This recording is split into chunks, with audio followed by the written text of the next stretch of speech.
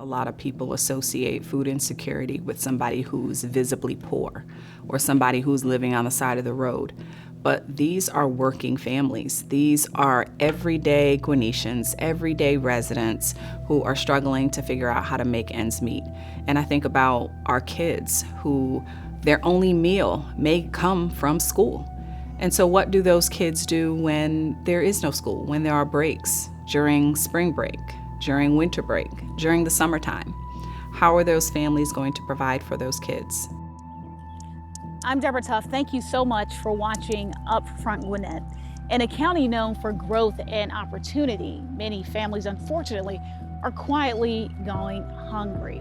I'm in one of the county's many community gardens where fresh food becomes a lifeline. In this episode of Upfront Gwinnett Starve for Solutions, we explore food insecurity and those living it and those fighting it every single day.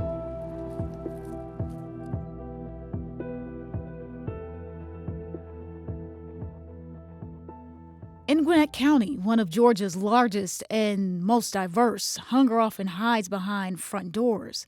It doesn't wear a sign, it doesn't always look poor, but it's everywhere. When I think about food security here in Gwinnett, I think about how pervasive it is and how widespread it is, and that it really cuts across all economic, socioeconomic, and racial barriers. Again, we're breaking these pallets down with the idea that we're going to feed 350 families today. 3. 2 families, 2 and 3. Yeah. Awesome, thank you.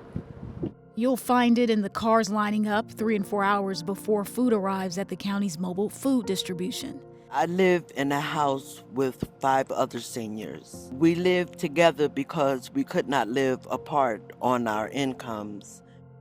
To put it in perspective, our food distributions start at 2 or 3. There's families in line at 11. They're waiting. 15,000 pounds of food every week, and still not enough. You're at 15,000 every single week. Every single Tuesday, 15,000 pounds. That roughly, for a person to kind of imagine it, that's about 8 to 10 pallets. So those pallets that you would see at a grocery store laying around ready to be stocked, those are the pallets that our team gets, 8 to 10 of them every single Tuesday. And we are always at the end telling people that we have run out, sadly, because there are so many people. Because for many, the need is deeper than hunger. It's the fear of being seen. And when they're coming to pick up the food, they don't necessarily want to be on these cameras, or if any of our volunteers have their phones out, they don't want to be captured. They don't want their next door neighbor to even know that they're in need. Yeah, a lot of people are suffering in silence because they're afraid or embarrassed or ashamed to admit that they need help.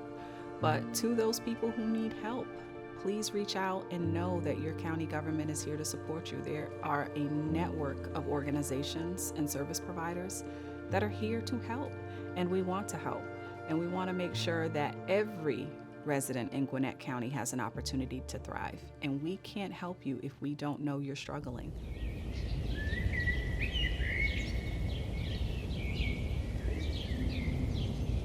But in parks and open plots across the county, something different is growing.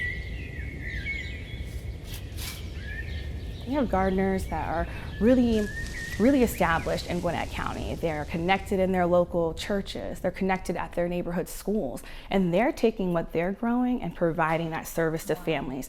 They're getting that fresh produce. And that was something she was able to harvest from our community gardens. That is the impact we're making with our community garden initiative, feeding families, but feeding them with dignity. And that's the most important thing. From Caribbean crops in Snellville to Japanese eggplants in Swanee, these gardens feed more than hunger. They feed identity. They feed pride. We've harvested over 50,000 pounds of produce, and that's not including the amount of produce that our own gardeners grow. And they donate on behalf of the garden separately on their own. They're donating in their own communities. And when the pandemic silenced schools and shut kitchens, Chef Hank spoke up. We had 5 locations that week of spring break. We served about 5,000 meals that week. And you know, I always kind of tell the story, the kids didn't go back to school after that. You know, that was the beginning of COVID. And that was the message that God gave me. God said now. And I tell people that all the time. Three-letter word, now, is what I heard. What started as one man's calling became a community's mission. We're close to 500,000 meals served now since we started in 2019. And we partner here at Church on Main and a lot of other churches. And one of our partners, the Net Church over in Norcross, we're actually in the process of establishing our first community kitchen. God's work is not to be done alone. We should partner and do it together. So that's been instrumental.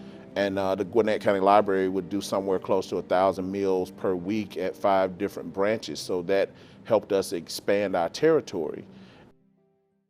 Just say it is completely fine, regardless of where you stand financially within Gwinnett County, you are still part of one county, and it's literally all of us helping every one of us, because at the end of the day, we're all just one paycheck away from being somebody who needs help. This isn't a story about hunger, it's about response and the people who refuse to look away. My why has always been about people. And as someone who has struggled with food insecurity, I know exactly what it's like to struggle in silence and to go without. I've lived it, so I know what it's like. And I want our residents to know who are struggling that there is a way out and that their chairwoman will always have their back. Hunger is a real issue here in Gwinnett County, but so is the response, from mobile food distributions to community gardens like this one and giving hearts like yours. Solutions are literally growing every single day. Until next time, I'm Deborah Tuff. Thank you so much for watching Upfront Gwinnett, Star Force Solutions.